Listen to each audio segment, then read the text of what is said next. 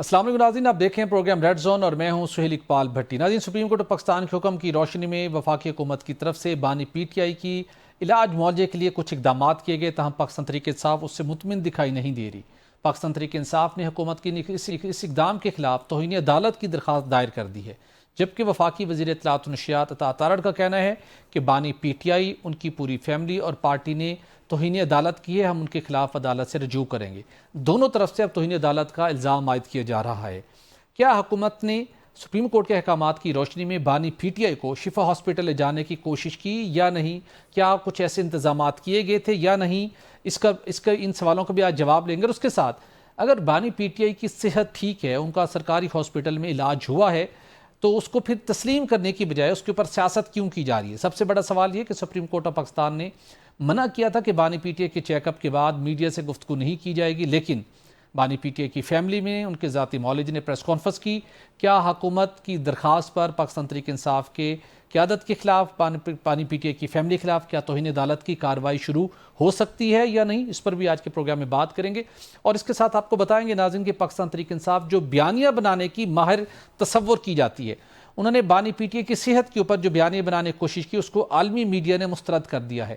مختلف عالمی جرائد نے بانی پی ٹی آئی کی صحت کے حوالے سے پاکستان تحریک انصاف کی بیانیے کو مسترد کیا ہے، جس میں دی واشنگٹن پوسٹ اور ایسوسیٹ پریس نے بھی اس بیانیے کو مسترد کیا ہے۔ یہ کتنا بڑا سیٹ بیک ہے۔ اور اس کے ساتھ ساتھ پاکستان بار کونسل کے نام کو مس یوز کرنے کی کوشش کی گئی، تو پاکستان بار کونسل نے بھی اس بیانیہ کو جو ان کے کچھ ارکان کے نام سے بنانے کی کوشش کی گئی، اس کو مسترد کر دیا ہے۔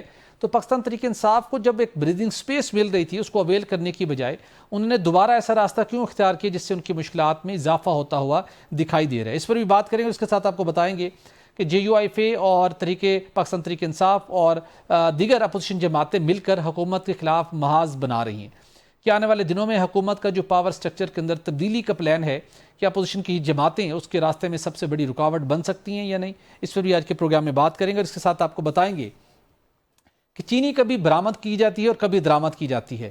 عوام کو ریلیف تو نہیں ملتا، لیکن جب چینی کی کچھ قلت پیدا ہو یا قلت پیدا ہونے کے آثار ہوں، چینی مہنگی ضرور ہو جاتی ہے۔ اب حکومت اپنی سرکاری چینی کو، جس کی مقدار 10 لاکھ ٹن سے زیادہ ہے، اس کو ایکسپورٹ کرنا چاہتی ہے۔ اس چینی کو مارکیٹ میں سپلائی کر کے چینی کی قیمت نیچے کیوں نہیں لائی جا رہی، اور ایکسپورٹ کرنے کے نتیجے میں کیا چینی کی قیمت دوبارہ بڑھے گی یا نہیں؟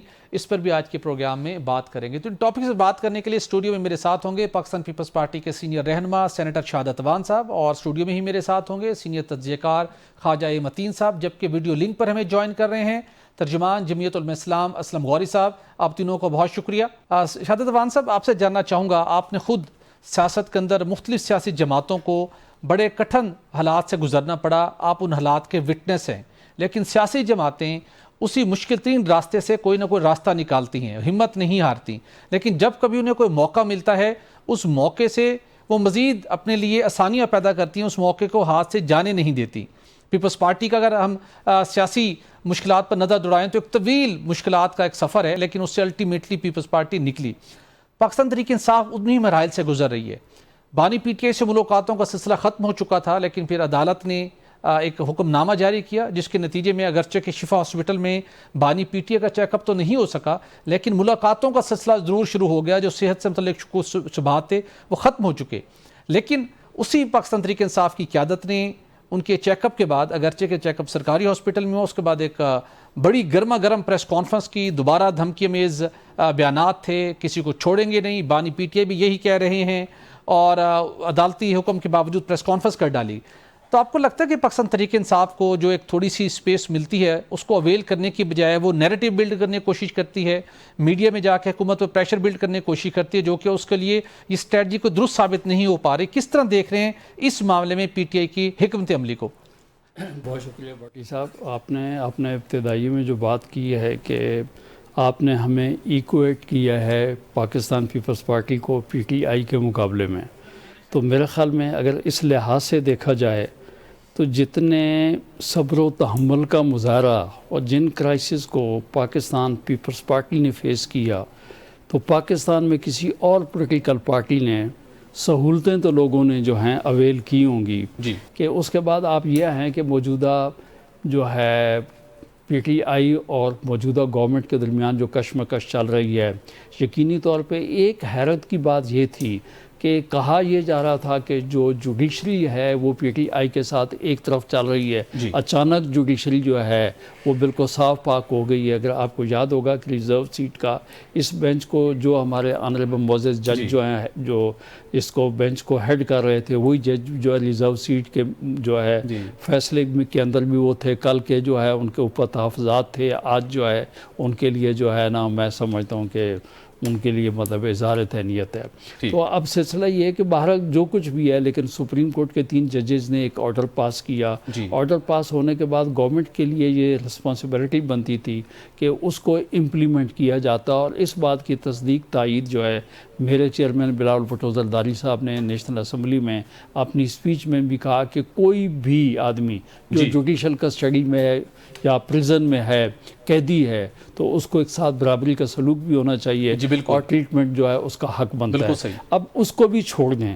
میں یہ کہتا ہوں کہ نیشنل لیول کے اوپر اتنے بڑے لیڈر جو کہ پرائم منسٹر رہ چکا ہو اور گورنمنٹ آف پاکستان اور آئی سی ٹی کے اندر بیٹھ کر یہ مزاج نہیں ہونا چاہیے کہ ایک ڈاکٹر کو آپ وہاں سے بٹھائیں اڈیالہ سے اور اس کو جنوب میں بھیج دیں، اور ایک بہن کو بٹھائیں آپ شمال میں بھیج دیں، اور جو عوام کی توقعات ہیں، لوگوں کی توقعات کے برعکس جو ہے آپ ان کو جو ہے، لیکن پھر فیملی کو بھی سپریم کورٹ کے حکم کے برخلاف پریس کانفرنس نہیں کرنی چاہیے تھی۔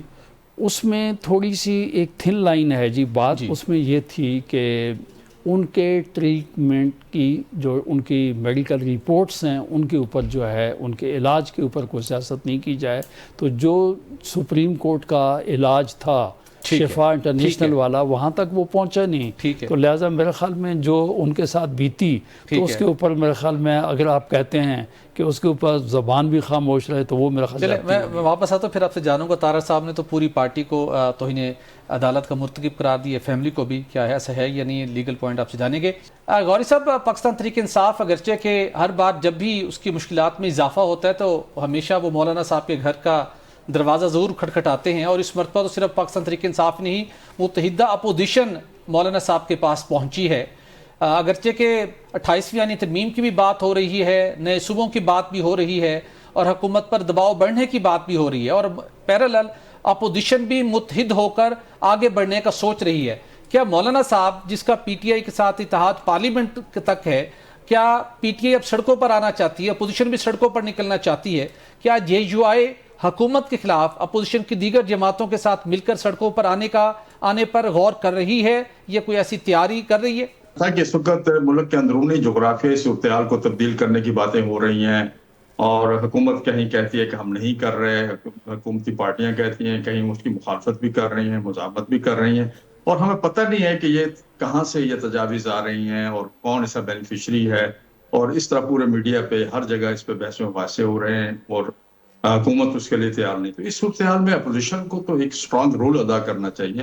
1973 کا آئین ایک میری میثاق ہے، اور وہ اس طرح سے دوبارہ نہیں ترتیب دیا جا سکتا، جو بن چکا ہے۔ اللہ نہ کرے وہ دن آئے کہ ہم اس آئین سے ہم تھوڑا سا پیچھے ہو گئے تو ہمارے لیے بہت مشکلات ہوگی۔ تو اس کو ری رائٹ کرنا کوئی آسان کام نہیں ہے کہ اس کو ری رائٹ کیا جائے۔ تو یہ وہ بنیادی چیزیں جن پہ اپوزیشن سوچ رہی تھی اور بات کر رہی تھی، اور ہم نے انہی چیزوں کو مد نظر رکھتے ہوئے ہم نے یہ سارا ترتیب دی۔ ملاقاتیں پہلے سے چل رہی تھی، پہلے بھی ملاقاتیں ہوئی ہیں۔ لاسٹلی پھر رات ہم نے یہ اعلان کیا کہ ہم پارلیمنٹ کے اندر مل کے اور مشترکہ طور پہ سارے آگے چلیں گے، جتنی ترامیم یا ہاؤس آف بزنس جو بھی ہوگا اس میں ہم آپس میں مشورے سے چلیں گے۔ باقی رہی بات آپ نے جو کہا کہ تحریک کی صورت میں بات کی آپ نے، حضور اب تو 2024 کے انتخابات کے، ہم تو 2018 کے انتخابات سے باقاعدہ تحریک میں تھے۔ یہ علیحدہ بات ہے، جن کو وہ انتخابات اچھے نہیں لگتے تھے وہ آج کہہ رہے ہیں کہ انتخابات 2024 کے بہت اچھے ہیں۔ ہم تو پھر 2024 سے پھر تحریک میں ہیں۔ ابھی آپ نے دیکھا کہ ہمارے متعدد ملک میں ہم نے وہی طریقہ کار جو 2018 کے بعد اختیار کیا تھا، پورے ملک میں ملین مارچز کیے، اپنے کارکنوں کو متحرک کیا، لاسٹ ہم نے قصور کیا، اس کے بعد ہم 7 ستمبر کو انشاءاللہ لاہور بھی کرنے جا رہے ہیں۔ تو ہم نے اسی سلسلے میں پھر ہم نے اس کو مزید آگے بڑھاتے ہوئے ورکرز کنونشن رکھیں، جس میں تحصیل اور ضلع کی سطح کے لوگ مولانا فضل الرحمان صاحب ان سے مشاورت کریں گے کہ اس تحریک کو آگے لے کے کیسے بڑھنا ہے۔ اس کی ابتدا آج پشاور سے ہوئی۔ تو غور صاحب کیا اس بات کا امکان ہے جو جے یو آئی خود مختلف جگہوں پر اپنے جلسے کر رہی ہے، عوام کو موبلائز کر رہی ہے. آنے والے دنوں میں آپ متحدہ اپوزیشن کے پلیٹ فارم سے سڑکوں پر ہمیں نظر آئیں, کچھ جلسہ ہو کرتے دکھائی دیں, اس بات کا امکان موجود ہے؟ یہ فی الوقت صرف پارلیمنٹ تک آپ کی جوائنٹ ایفرٹس ہوں گی؟ دیکھیے فی الحال آج تک تو یہ ہے کہ پارلیمنٹ کے اندر ہوگی, لیکن آگے ضرورت کے مطابق ہم اکٹھے ہوتے جائیں گے نا. آنے والا وقت کیا ہوگا, ہم اپنے کارکنوں کو متحرک کر رہے ہیں نا. میں نے بتایا آپ کو پشاور ہے, اس کے بعد 25 کو اسلام آباد ہے, 30 کو سکھر ہے, اور سندھ کے پورے لوگ ہوں گے, اور اسی طرح 5 ستمبر کو ساہیوال میں پورا پنجاب کے ہمارے ورکرز اکٹھے, اپنا عہدیدار اکٹھے ہوں گے. تو ہم اپنی تحریک کو آگے کی طرف لے کے بڑھ رہے ہیں. بالکل ٹھیک. میں غور صاحب واپس آتا ہوں آپ کی طرف. خواجہ صاحب, آپ نے گفتگو سنی, پاکستان پیپلز پارٹی کی بھی تیور بدلتے ہوئے دکھائی دے رہے ہیں. بلاول بھٹو صاحب بھی چل کر گئے اپوزیشن قائدین کے پاس, جا کر بات چیت کی, اور اپوزیشن مولانا فضل الرحمان صاحب کے پاس گئی, جنہوں نے ابھی ریسنٹلی سڑکوں کے اوپر آ کے بڑا عوام کو موبلائز کیا ہے. تو حکومت کے لیے تھوڑا سا مشکلات, سیاسی مشکلات بڑھتی ہوئی دکھائی دے رہی ہیں. وہیں پر پاکستان تحریک انصاف کا جو معاملہ ہے وہ بھی ایک بہت بڑا چیلنج ہے. جو ریسنٹلی ایک سپریم کورٹ کا آرڈر تھا, آپ کی نظر میں واقعی حکومت کو اس کی روح کے عین مطابق عمل کرتے ہوئے شفا انٹرنیشنل ہاسپٹل میں ہی چیک اپ ہونا چاہیے تھا, یا ان کی صحت کے حوالے سے کنسرن تھے وہ تو دور ہو گئے, معاملہ یہاں ختم ہو جائے گا, یا اب دونوں طرف سے توہین عدالت کا الزام لگایا جا رہا ہے, وہ پروسیڈنگ آگے بڑھے گی؟ کیا اس میں بہتر تھا حکومت کے لیے اور پاکستان تحریک انصاف کے لیے؟ اچھا, سب سے پہلے آتے ہیں یہ جو متحدہ اپوزیشن بنانے پر اتفاق ہوا ہے. تو کسی شاعر نے کیا خوب کہا بھٹی صاحب, یوں ہی بے سبب نہیں یہ خالی گھروں کے سناٹے. تو یہ جو چیزیں ہو رہی ہیں یہ بے سبب نہیں ہیں, ان کے پیچھے کوئی نہ کوئی اسباب ہوتے ہیں. پوری پاکستان کی سیاسی تاریخ اٹھا کر دیکھ لیں تو آپ کو پہلے اسی طرح اتحاد بنتے ہوئے نظر آئیں گے, جٹتے ہوئے نظر آئیں گے. بلاول بھٹو صاحب نے بھی انہیں کہا کہ پارلیمنٹ کے اندر رہ کر, کیونکہ آپ نے درست بات کی تھی سینیٹر شہادت عوان صاحب سے کہ پیپلز پارٹی کا ایک ماضی ہے, انہوں نے بھی اس بات کی تائید کی کہ ہم نے بہت کچھ سہا ہے, لاشیں اٹھائی ہیں, لیکن کبھی پینک نہیں ہوئے, صبر کا دامن ہاتھ سے نہیں چھوڑا. تو یہی بات بلاول بھٹو صاحب نے ان کے پاس جا کر کی کہ آپ پارلیمنٹ کے اندر رہ کر جدوجہد کا آغاز کیجئے, کمیٹیوں میں بھی واپس آئیے. بالکل ٹھیک. مولانا فضل الرحمان صاحب نے کہا کہ پہلے ہم پارلیمنٹ کی حد تک بناتے ہیں ایک اتحاد, پھر اس کو باہر بھی لے جائیں, پارلیمنٹ کے باہر بھی لے جائیں گے. تو میں یہ سمجھتا ہوں کہ ایک تو آپ کو پتہ ہے پی ٹی آئی کا اور جے یو آئی فے کا بھی ایک ماضی ہے, اور وہ تلخ یادوں سے بھرا پڑا ہے, لبالب ہے. ٹھیک ہے, تو یہ بڑی خوشائند بات ہے کہ پی ٹی آئی نے مولانا فضل الرحمان صاحب کو اپنا سیاسی امام تسلیم کر لیا ہے. لیکن جب تک پی ٹی آئی پورے خلوص کے ساتھ ان کو اپنا سیاسی امام نہیں مانیں گی, تو کیونکہ یہ جذباتی لوگ ہیں, جو آپ نے عدالتی فیصلے کی بات کی, تو یہ خود کمٹمنٹ کی سپریم کورٹ کے اندر پی ٹی آئی کے رہنماؤں نے کہ ہم اس صحت کے معاملے کو سیاسی معاملہ نہیں بنائیں گے, اور یہاں ہمارے سیاسی کارکن کوئی مجمع نہیں لگائیں گے. پہلے بھی جو ملاقاتیں بند ہوئی تھیں جیل کے باہر سیاسی مجمعوں کی وجہ سے ہوئی تھیں, آپ نے دیکھا کہ ابھی جیسے ہی یہ اعلان ہوا کہ ان کو اڈیالہ جیل سے شفا ہاسپٹل منتقل کیا جا رہا ہے, ایک پورا ایک بلاک بھی ان کے لیے مختص کر دیا گیا تھا, تو جیل کا عملہ بھی پہنچ گیا تھا جنہوں نے سب جیل قرار دے کر وہاں بیٹھنا تھا. لیکن آپ نے دیکھا کہ پی ٹی آئی کے یوٹیوبرز کارکن تمام سڑکوں پر ہمیں پوری رات وہ انہوں نے میلہ لگائے رکھا. تو حکومت نے میرے خیال میں بہتر یہی سمجھا کہ ایک تو خلاف ورزی ہو گئی کہ آپ نے مجمع لگانا نہیں تھا, یعنی کہ یہ لوگ پی ٹی آئی کے آپ کے کنٹرول میں نہیں ہیں, مجمع لگ گیا تو سرکاری ہاسپٹل میں لے گئے اور شفا کے ڈاکٹروں کو وہاں بلا کر معائنہ کیا. اب اس میں جو توہین عدالت کی بات آپ کر رہے ہیں, یہ فیصلہ تو عدالت کرے گی نا, یہ جو پریس کانفرنس کی عظمیٰ خان صاحبہ نے. لیکن بڑی خوشائند بات ہے کہ بڑی اسپیکولیشن ہو رہی تھی, کوئی یوٹیوبر نے خان صاحب کو کے بارے میں تو ایسی ایسی خبریں دے دی کہ وہ خان صاحب خدا نہ خواستہ دنیا میں نہیں رہے. تو وہ تو جو عظمیٰ خان صاحبہ نے یہ بات بتا کر پوری قوم کو, جو ان کے حامی ہیں, جو ان کے کارکن ہیں, ان کو تسلی دی کہ وہ سپر فٹ ہیں. عظمیٰ خان صاحبہ نے, وہ ڈاکٹر بھی, خود بھی ڈاکٹر ہیں, انہوں نے بلکہ بلڈ پریشر, کیونکہ 73 سال ان کی عمر ہے, تو یہ تو ہمارا بھی آپ کو پتہ ہے 130/90 ہو جاتا ہے, تو ان کا تو بالکل ایکوریٹ بتایا انہوں نے. وہ مرسی والی بات کی, اس پہ مجھے اس پہ بڑا ہنسی آتی ہے. خان صاحب کو جہاں تک میں جانتا ہوں کہ بڑے مضبوط اعصاب کے مالک ہیں. ٹھیک ہے نا, انزائٹی تو ڈپریشن اگر جیل میں نہیں ہوگا بندے کو تو پھر کہاں ہوگا. بات کی نا آصف علی زرداری صاحب کی, تو جب جیل میں بندہ ہو, اس کے رابطے کٹ جائیں, تو ان کو یہ تو ڈپریشن تو ہونا فطری بات ہے نا. اگر وہ جیل جا کے بھی ڈپریشن نہیں اسے ہونا. لیکن زرداری صاحب نے تو ٹپ بھی دی تھی کہ یہاں سے آپ کی تربیت کا آغاز بھی ہونا, جو کہ آپ کے کورس رہتا تھا, یہ کورس آپ کو ہو رہا ہے, جو کہ سیاسی طور پر آپ کے لیے بڑا مستقبل میں فائدہ مند ہوگا. یہ بالکل میں آصف علی زرداری صاحب کی بات پر پورا یقین رکھتا ہوں, اور مجھے یقین ہے کہ جب وہ جیل سے باہر آئیں گے تو وہ پہلے والے عمران خان نہیں ہوں گے، بدلے ہوئے ہوں گے۔ تبدیلی ہم محسوس کر رہے ہیں پیپلز پارٹی میں، جس کا دل چاہ رہا ہے، اس کے بہت سے سینئر لیڈرشپ چاہتی ہے کہ ہمیں اپوزیشن میں جا کے بیٹھنا چاہیے۔ کس حد تک اس پر سنجیدگی سے غور کیا جا رہا ہے، اور کیا ہم آنے والے دنوں میں یہ دیکھ سکتے ہیں عملی طور پر؟ بھٹی صاحب، میں وہ آپ کو کہنا یہ چلا کہ ایک تو پہلی بات تو یہ ہے کہ 2004 فروری میں الیکشن ہوا، تو اب یہ آدھی جو ہے نا آدھا ٹینیور تو گورنمنٹ نکال گئی ہے۔ اب چونکہ صاف ظاہر ہے کہ غوری صاحب نے بھی آپ کی طرف نشاندہی کی تھی کہ شروع میں تو بڑے سپورٹ کی، بعد میں پتہ چلا دھاندلی والی میں حکومت ہے۔ آپ کو کہنے یہ چلا کہ آدھا ٹینیور تو اس گورنمنٹ نے نکال لیا، پیچھے رہ گیا آدھا ٹینیور۔ اب بات یہ ہے کہ چونکہ فی الحال تو فیلڈ کے اندر جو ہے خالی پی ٹی آئی ہے، پی ٹی آئی کے اندر کوئی دم خم اس کا نظر نہیں آتا کہ اگر وہ اپنے لیڈر کے لیے کوئی کمپین نہیں چلا سکے تو مجھے نہیں سمجھ آتا کہ حکومت کے لیے وہ کسی قسم کی۔ اور اب جو گورنمنٹ نے موو کی ہے نا آج سے، اس سے میں سمجھتا ہوں کہ اب گورنمنٹ جو ہے یہ جو سپریم کورٹ کا آرڈر تھا اس کے ساتھ جس طریقے سے خواجہ صاحب نے فرمایا، انہوں نے اپنے انتظام و انصرام کیے، لیکن انہیں نظر آیا کہ کوئی لا اینڈ آرڈر کی سچویشن پیدا نہ ہو جائے، تو اس کو مزید اسٹرینتھن کرنے کے لیے آج جو ہے وزارت داخلہ نے 3 ڈویژن فوج جو ہے وہ بھی اسلام آباد میں تعینات کرنے کی جو ہے پنڈی میں جو ہے وہ سمجھ لیں کہ وہ نزدیک ہو گیا، جس وقت ضرورت پڑے گی تو 2 منٹ میں موو کر کے آ جائے گی۔ تو میں یہ سمجھتا ہوں کہ فی الحال تو پی ٹی آئی کی کو مجھے اس قسم کی بات نظر نہیں آتی۔ افریدی صاحب کی پریس کانفرنس آپ نے کہا ہے، لیکن مجھے نظر نہیں آتی۔ بالکل ٹھیک ہے۔ غوری صاحب، پاکستان کا موجودہ پاور سٹرکچر جو ہے اس میں تبدیلی کی ضرورت محسوس کی جا رہی ہے اور کوششوں کا آغاز بھی ہے، تاہم کچھ روز قبل تک، کچھ ہفتوں پہلے تک مولانا فضل الرحمان صاحب سسٹم کے خلاف بڑے بولے، بڑا ناراضگی کا اظہار بھی کیا، خوب گرجے برسے بھی، بڑی پریشان کن صورتحال تھی، لیکن پھر تھوڑی سی وقتی طور پر خاموشی ہے۔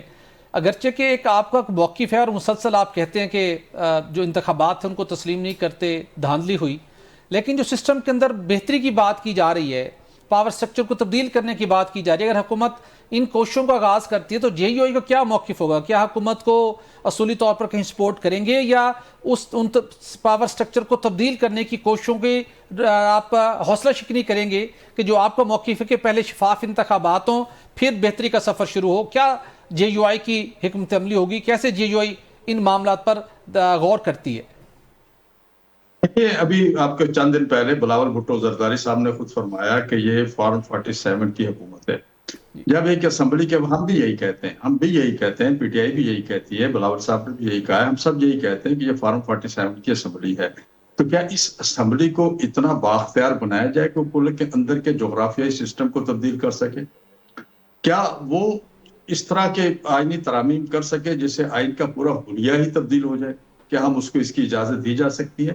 میں سمجھتا ہوں ایسا نہیں ہونا چاہیے اور نہ ہوگا، اور ایسا ہوگا تو پھر یہ جو اپوزیشن کا اتحاد بنا ہے یہ اسی کی مزاحمت ہے، اور اس پہ میں سمجھتا ہوں کہ حکومت کو ہوش کا ناخن لینا چاہیے۔ یہ سٹیپ آگے بڑھے گا تو پھر سر 2029 تک انتظار کرنا چاہیے، 2029 کا انتظار کرنا۔ بلاول صاحب ایک جملہ آخری، بلاول صاحب کے لیے بہت مشکل ہوگا حکومت کو سپورٹ کرنا، پھر وہ مجبور ہوں گے، کیونکہ سندھ کی جو صورتحال ہے ہم جانتے ہیں، وہ مجبور ہوں گے کہ اس حکومت کو چھوڑ دیں، تو حکومت کو خود ہوش کا ناخن لینے چاہیے، ایسے سٹیپ نہیں لینے چاہیے جس کے لیے ان کے لیے مشکلات خود پیدا ہو جائیں، اور یہ اتحاد بھی حکومت کے انہی رویوں کی وجہ سے تیار بنا ہے۔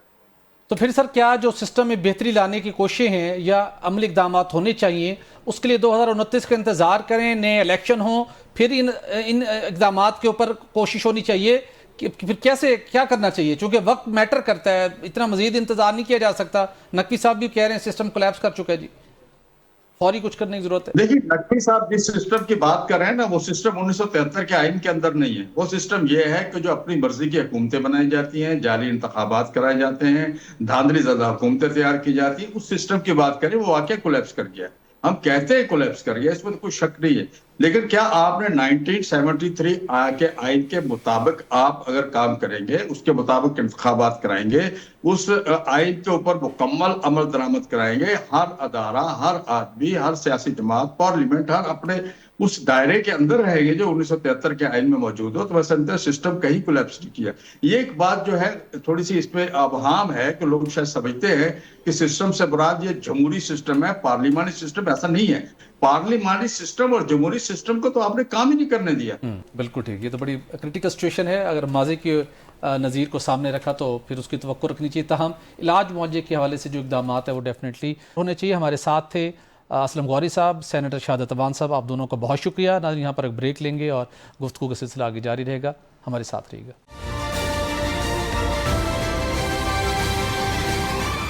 वेलकम बैक नाज़रीन। बानी पीटीआई की बहन ने तो अगरचे बानी पीटीआई की सेहत को तसल्ली बख्श करार दिया, ताहम जो एक बयानिया था वो गुज़श्ता कई हफ्तों से, कई महीनों से ऐसा बनाया जा रहा था कि उनकी सेहत बहुत ज़्यादा ख़राब है। उनसे मुतल्लिक ऐसी खबरें चली कि जिनको बयान करना भी नामुनासिब है। लेकिन हम देखते हैं कि जो पाकिस्तान तहरीक इंसाफ, जिसको नैरेटिव तश्कील देने का एक्सपर्ट तस्वर किया जाता है, और जितने अरसे में उन्होंने कोशिश की, उसके जो आलमी सतह के ऊपर रिफ्लेक्शन है, उसके अंदर आलमी मीडिया के अंदर भी बानी पीटीआई की सेहत से मुतल्लिक जो बयानिया था उसको मुस्तरद कर दिया गया है, जिसके अंदर हम देखते हैं कि दी वाशिंगटन पोस्ट, एसोसिएटेड प्रेस समेत मुख्तलिफ जराइद ने बानी पीटीआई की सेहत से हवाले से जो बयानिया था उसको रिजेक्ट किया, जिसमें उनमें जेल में सख्तियों और ज़हनी तशद्दुद के तमाम इल्ज़ामात को बेबुनियाद करार दिया गया है आलमी मीडिया की तरफ से। और जिसमें एसोसिएटेड प्रेस ने लिखा कि इमरान खान हुकूमती हुक्म पर नहीं बल्कि अदालती सजा याफ्ता कैदी के तौर पर जेल हैं, जिसमें बानी पीटीआई के वकला, डॉक्टर्स और अहले खाना से 9 से ज़ायद मुलाकातें हो चुकी हैं। लेकिन उसके बावजूद जो एक गुमराह कुन बयानिया है उसका सिलसिला थमने का नाम नहीं लेता। अभी कोर्ट के अहकामात आने के बाद भी कुछ ऐसी ही सूरत हाल थी कि पाकिस्तान बार कौंसल के हवाले से कुछ 8 उनके मेंबरान के बयानात की रोशनी में एक बयानिया तश्कील देने की कोशिश की गई, जिसको पाकिस्तान बार कौंसल ने रिजेक्ट किया। इसी मामले के इस फैसले की और इस फैसले की जो इम्प्लीकेशंस हैं उसकी कानूनी पहलुओं को जायज़ा लेने के लिए हमें ज्वाइन कर रहे हैं माहिर कानून याहिया फरीद ख्वाजा साहब। याहिया फरीद साहब, आपका बहुत शुक्रिया। याहिया फरीद साहब, ये थोड़ा सा हमें बताइएगा कि सुप्रीम कोर्ट ऑफ पाकिस्तान ने जो हुक्म दिया उसकी रोशनी में टीस्ट बानी पीटीआई से उनकी फैमिली के, उनके पार्टी के लोगों की मुलाकातें हुई, उनको हॉस्पिटल लाया गया, उनकी आँख का चेकअप हुआ, उनकी सेहत के हवाले से ओवरऑल उनकी चेकअप किए गए, और उनकी फैमिली ने उनकी सेहत को तसल्ली बख्श करार दिया। लेकिन एक डिस्प्यूट रहा कि ये सब कुछ शिफा हॉस्पिटल में क्यों नहीं हुआ, और उसमें होना चाहिए था शिफा में ही, और सरकारी हॉस्पिटल में क्यों लेके गए, और उसके साथ वहाँ पर तौहीन अदालत की दरख्वास्त दायर कर दी गई। जबकि अब वफाकी वज़ीर इत्तलात व नशियात उन्होंने कहा है कि बानी पीटीआई, उनकी पूरी फैमिली और पार्टी ने तौहीन अदालत की है, और बिलखसूस अब देखते हैं कि उनकी फैमिली के लोगों ने प्रेस कॉन्फ्रेंस की, थ्रेट भी किया, जो कि सुप्रीम कोर्ट के अहकामात की वायलेशन थी। तो इस कॉन्टेक्स्ट के अंदर उस फैसले की रोशनी में थोड़ा हमें बताएंगे कि किसने तौहीन अदालत की है, और आने वाले दिनों में जब ये मामला टेकअप हो रहा है तो किस तरह प्रोसीडिंग्स हमें देखने को मिलेंगी। लीगली स्पीकिंग देखें, कंटेम्प्ट ऑफ कोर्ट इसके अंदर एस्टैब्लिश नहीं होती, बिकॉज कंटेम्प्ट ऑफ कोर्ट के लिए 2 बहुत इंपॉर्टेंट कंडीशंस हैं जी। Number 1, there has to be wilful default, यानी कि इंटेंशनली आपने नॉन कंप्लाई किया हो किसी ऑर्डर को। दूसरी बात कि एक नॉन कंप्लायंस हो इन letter and in spirit. Okay, तो ये दोनों जो चीजें, दोनों जो कंडीशंस हैं वो इस केस में पूरी नहीं होती, जिसकी वजह से तौहीन अदालत नहीं बनती। क्यों? पहली बात तो ये देखें, विलफुल डिफॉल्ट नहीं है, क्योंकि इमरान खान साहब को कि जो कोर्ट का जो इंटेंट था वो ये था कि खान साहब की कोर्ट ट्रीटमेंट या एग्जामिनेशन इनकी की जाए, जो जेल के अंदर नहीं की जा सकती, तो किसी बाहर अस्पताल में, किसी निजी अस्पताल में या सरकारी अस्पताल में हो। प्राइमरीली जो कोर्ट का इंटेंट था वो ये था कि खान साहब की एग्जामिनेशन हो जी। इस केस में हम ये देखते हैं कि खान साहब की एग्जामिनेशन की गई, एक मेडिकल बोर्ड बनाया गया जिसमें डॉक्टर्स जो थे वो 2 शिफा के थे, खान साहब की फैमिली उसमें मौजूद थी। तो कहीं ये एस्टैब्लिश नहीं होता कि कोई विलफुल डिफॉल्ट है, यानी कि जानबूझकर डिफॉल्ट किया गया हो, नॉन कंप्लायंस की गई हो किसी ऑर्डर को लेकर।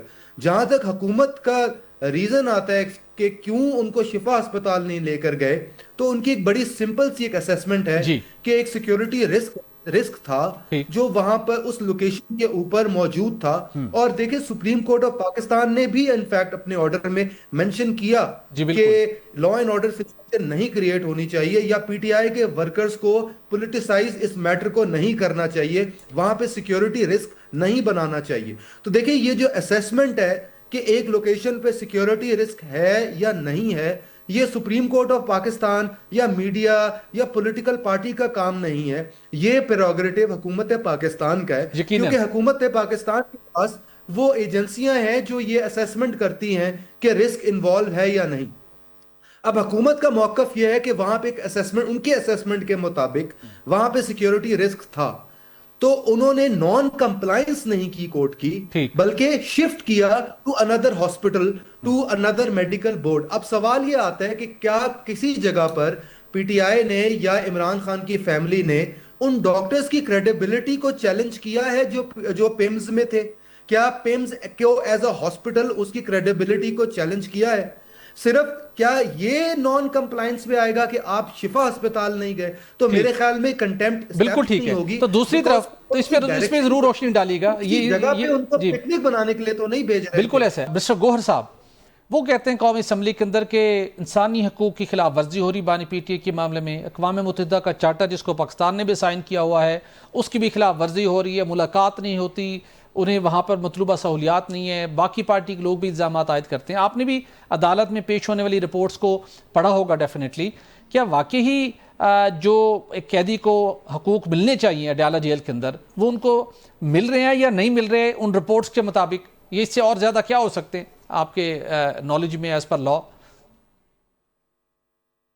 دیکھیں، عمران خان صاحب کوئی عدالت کے کوئی جیل کے اندر کوئی شوق سے تو نہیں گئے ہوئے، وہ ایک کانوکٹ ہیں، ان کو سزا ہوئی ہوئی ہے، اور وہ سزا بھی بہت سیریس بیسس کی سزا ہے، 14 سال کی سزا ہے۔ ان کے اوپر جو ایلیگیشنز لگے، وہ ایز اے پرائم منسٹر وہ توشہ خانہ سے چوری کر رہے تھے، یہ ایلیگیشن تھی ان کے اوپر۔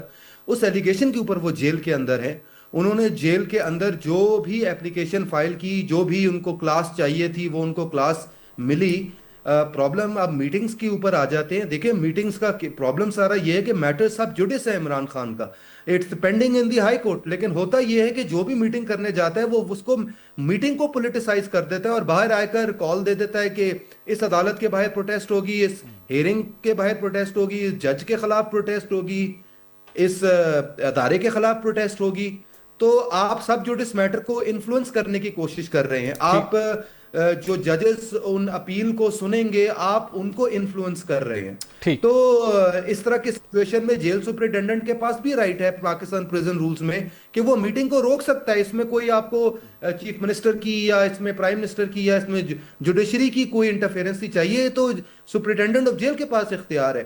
تو سارے سوال اٹھ جاتے ہیں کہ کیا چاہیے پی ٹی آئی کو۔ کہ دیکھیں، یاد آتا ہے وہ وقت بھی جب خان صاحب پوڈیم پہ چڑھ کے کہتے تھے میں اس کا اے سی اتروا دوں گا اور میں اس کا یہ اتروا دوں گا، یہ بھول گئے ہیں کہ یہ جیل میں ہیں، یہ جیل ہے۔ تو یہ شاید اب پی ٹی آئی کو بھی سمجھ لینا چاہیے کہ خان صاحب ایک کیس کے اندر، نیب کے کیس کے اندر، جیل کے اندر ہے، اور جیل جو ہے وہ سب قیدیوں کے لیے ایک جیسی ہونی چاہیے۔ آرٹیکل 25 جو آئین کا ہے وہ کہتا ہے سب جو ہے قانون کے سامنے برابر ہے۔ تو کیا وجہ ہے کہ کسی بھی شخص کے لیے جو ہے وہ A++ گریڈ کی جیل رکھی ہو، بالکل ٹھیک، قیدی کے لیے جو ہے بھی نہ ہو؟ تو یہ سارے سوال اٹھتے ہیں، میرے خیال میں فضول کی باتیں ہیں۔ بالکل ٹھیک، یہ سارے سوالات اٹھتے ہیں۔ یہ فرید خواجہ صاحب ہمارے ساتھ تھے، آپ کا بہت شکریہ۔ اور اس میں کوئی شک نہیں، پی ٹی آئی کو جیل کے اندر جو سہولیات فراہم کی گئی ہیں وہ دیگر قیدیوں کو میسر تو ہے نہیں، لیکن ماضی میں جانے والے سابق وزیر اعظم ہوں یا کوئی سابق وزراء ہوں، کسی کو ایسی سہولت نہیں ملی۔ تاہم پاکستان تحریک انصاف اس پہ مطمئن ہونے کو تیار نہیں ہے۔ ناظرین، یہاں پر ایک بریک لیں گے اور بریک کے بعد تھوڑا جائزہ لیں گے۔ حکومت، چینی کی قیمت بڑھتی ہے تو چینی امپورٹ کر لی جاتی ہے، چینی کی قیمت کم نہیں ہوتی، پھر بتایا جاتا ہے کہ چینی سرپلس ہوگی، اب دوبارہ ایکسپورٹ کرنی ہے۔ یہ ماجرا ہے کیا؟ اور اس کے ساتھ ساتھ مہنگائی بھی خوفناک طریقے سے مسلسل بڑھ رہی ہے، اس کو کنٹرول کرنے کے لیے کیا اقدامات کیے جا رہے ہیں، اس پر بات کریں گے بریک کے بعد۔ ہمارے ساتھ رہیے گا۔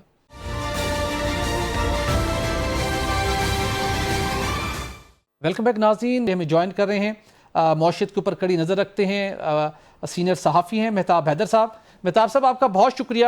مہتاب صاحب، 2018 سے مسلسل ہم دیکھ رہے ہیں، شاید ہی کوئی سال ہو جب چینی کی کچھ ہی مہینوں کے اندر اچانک قلت پیدا ہوتی ہے اور اس کو ہم امپورٹ کر لیتے ہیں، اور پھر اچانک ہی چینی سرپلس ہوتی ہے، حکومت کے سطح پر اجلاس ہوتے ہیں، پھر ایکسپورٹ کر دی جاتی ہے، اسی دوران ایک دو مواد قیمت پھر بڑھ جاتی ہے۔ یہ کھیل چل رہا ہے، لیکن اب سرکاری چینی 1 لاکھ ٹن سے زیادہ ہے، اس کو حکومت ایکسپورٹ کرنا چاہتی ہے۔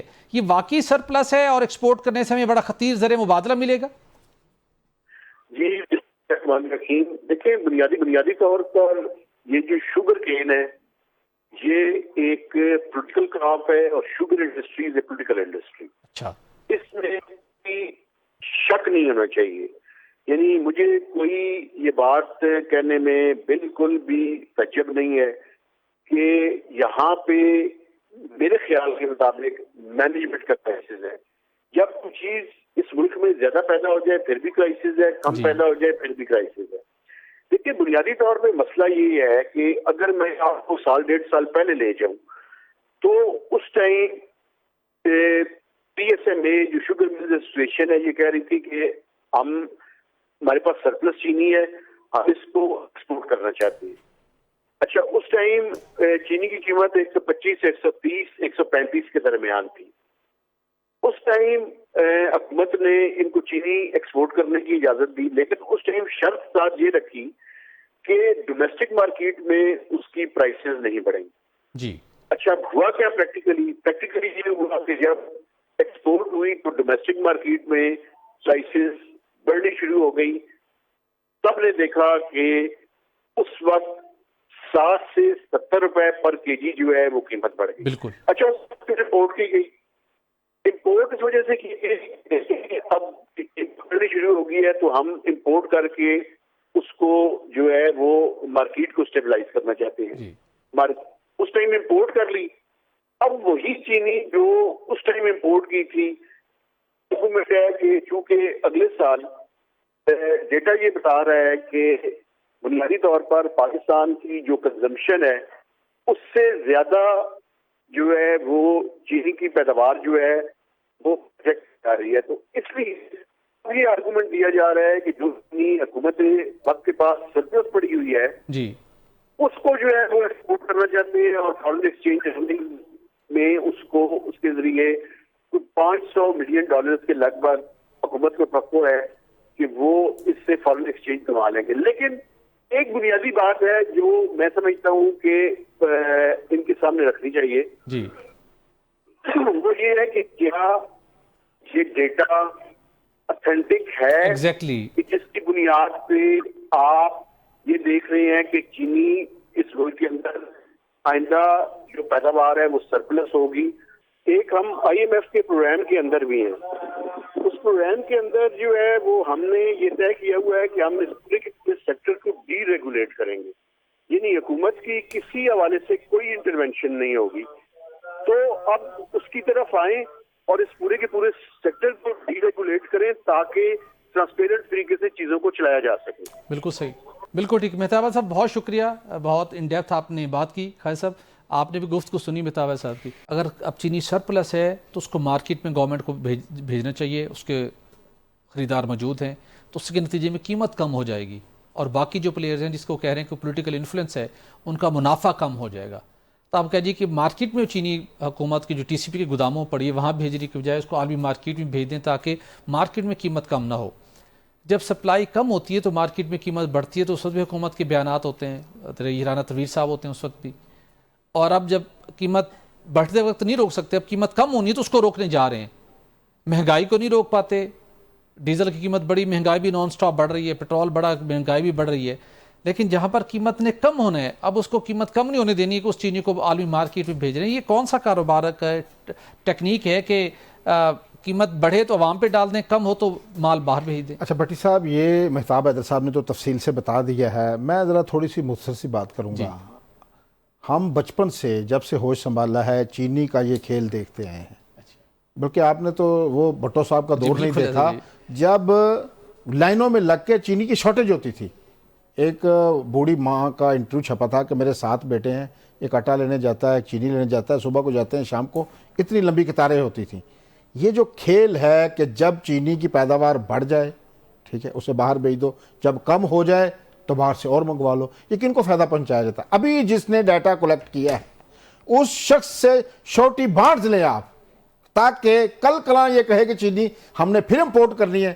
تو پھر یہ قوم کے ساتھ فراڈ ہے کہ نہیں ہے, جرم ہے کہ نہیں ہے, اس شخص کو لٹکانا نہیں چاہیے. اور یہ کھیل ہر برس ہوتا ہے. یہ تو سال پہلے بھی ہوا تھا, ڈیٹا غلط ثابت ہوا تھا, ٹھیک ہے نا. اب بھی جس نے ڈیٹا دیا ہے نا اس سے شورٹی بانڈز لے لیں. اگر اس طرح نہ ہوا تو پھر اس کو ڈالیں, اس کی جائیدادیں بیچیں ان لوگوں کی جن کو یہ فائدہ پہنچاتے ہیں ہر برس. ابھی دیکھیں اس ہفتے میں جو ادارہ شماریات نے جو مہنگائی کی شرح بتائی ہے 9.66 جی, اور آٹا 60% بڑھا ہے. کیا کسی کی نظر ہے حکمران کی؟ کیا جو دہاڑی دار مزدور ہے اس کے گھر کا جا کے بجٹ مجھے بنا کے دکھائیں. گھی کی قیمتیں بڑھ گئیں. جب اس بار گھریلو خواتین سامان لینے گئی ہیں تو ہر چیز کی قیمت بڑھ چکی ہے. کیا اس پہ کسی کی نظر ہے؟